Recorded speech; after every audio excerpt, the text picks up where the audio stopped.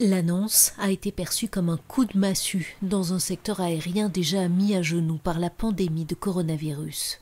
Les voyageurs atterrissant sur le sol britannique devront très prochainement être mis à l'isolement, dixit Boris Johnson.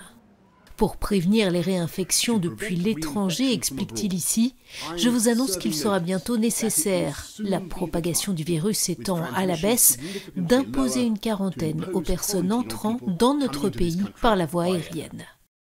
Il y aura bien quelques dérogations, précise le gouvernement, mais la consigne générale est claire, s'isoler 14 jours.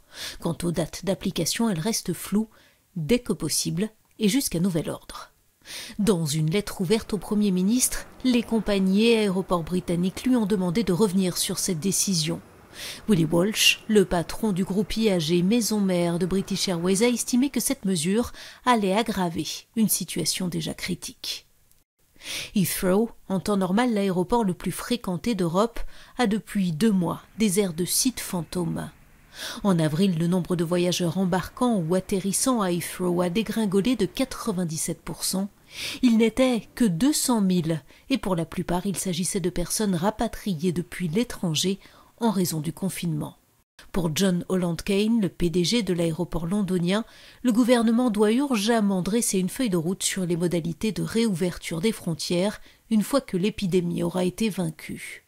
Voilà qui ne va en tout cas pas arranger les affaires de British Airways. 12 000 suppressions d'emplois sont attendues dans le fleuron de l'aviation britannique, près d'un tiers du personnel, et ceux qui ne perdront pas leur emploi verront leurs conditions contractuelles remises à plat.